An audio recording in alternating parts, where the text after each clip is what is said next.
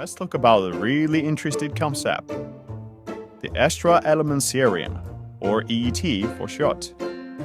This theory was first introduced in 1939 by Dr. Middlebrook from Caltech. So what does this theory say? In simple terms, the theory tells us you can add any extra element to a new circuit, and the way it changes the transfer function, that is, how input and output relate, can be described by a simple modification factor. We are two versions of this theory, one for parallel connection and one for series connection. Let's start with the parallel connection case.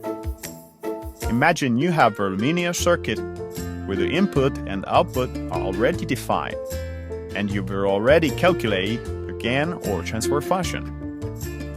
Now, suppose you want to add a new component in parallel with two nodes of this circuit. Here's how the extra elements theorem guides us. Step 1. Set the input to 0. Then calculate the impedance looking into the two nodes.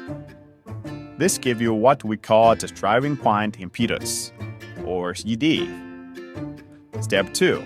Set the original output to 0. Then calculate the impedance looking into the same two nodes again.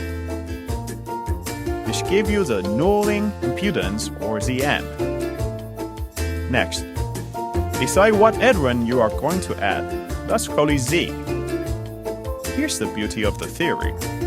You don't need to redo the entire circuit analysis. You just need to modify the original gain, we call the reference gain, by a modification factor, which is the M plus Z over the D plus D.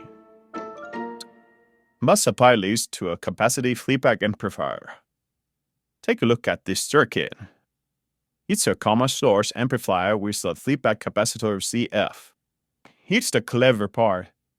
We can treat CF as the extra element and the rest as the original amplifier.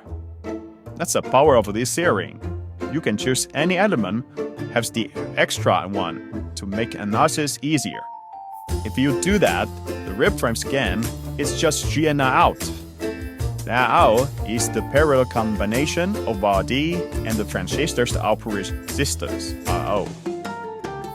Now, let's calculate ZD. To do this, we set the input to 0, then we inject the test current IT into the nodes where CF connects, and calculate the resulting voltage, VT. The ratio VT over IT gives us ZD. Next, for Zn, we set the output VL to 0. This is important to note that setting VL to 0 doesn't mean rounding the nodes. This would allow current to flow directly to ground, which isn't the case. Instead, we make sure that the voltage across or out is 0, meaning there's no current flowing through that range. We inject the test current, IT, into the same node. This current now has only one pass, through the transistor GN stage, meaning V pi equals to RQ over GM. So, to test the voltage, VT becomes minus 1 over GM. This gives us Vn. Now, to get the final transfer function of the amplifier, just take the reference gain A1 and multiply it by multiplication factor, the M plus Z over ZD plus Z. This shows us how CF introduced a positive 0 and a dominant pole into the system. If you ever want to eliminate that 0, just add the transistor RF in series with CF. This is common trait in your MO design.